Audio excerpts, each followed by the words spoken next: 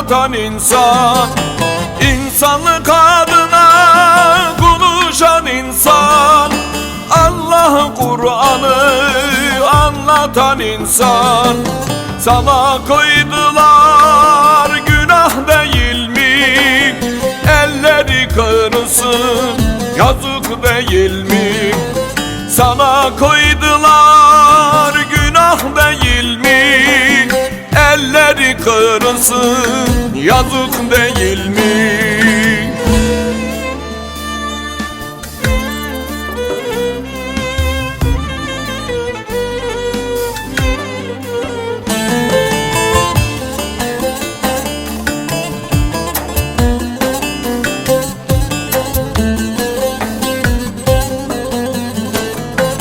Vicdansız, kitapsız, dinsiz, imansız, ey Allah'tan korkmaz, kuldan utanmaz.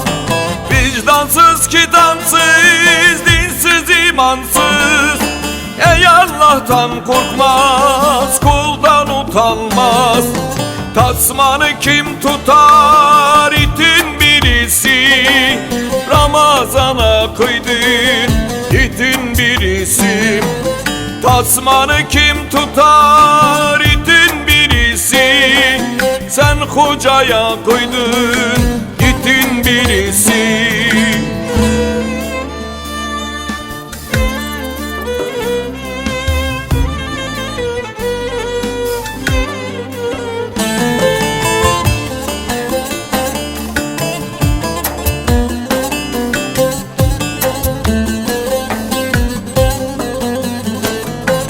Diyarbakırlı Ramazan Hoca, Allah'ın bir lütfu, zararsız insan.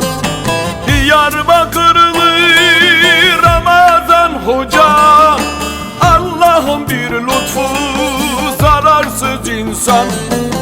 Medrese mektebi ilim adamım, İrfanı erkanı bilge adamım. Medrese mektebi ilim adamım, İrfanı erkanı bilge insanım.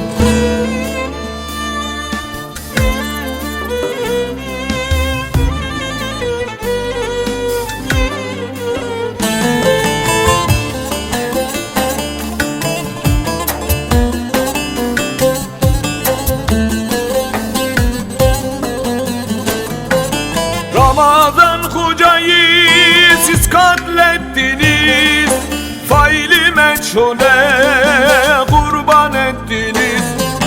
Ramazan Hoca'yı siz katlettiniz, faili meçhule kurban ettiniz.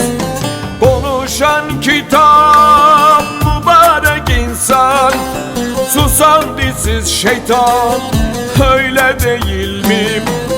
Konuşan kitap mübarek insan, susan disiz şeytan, öyle değil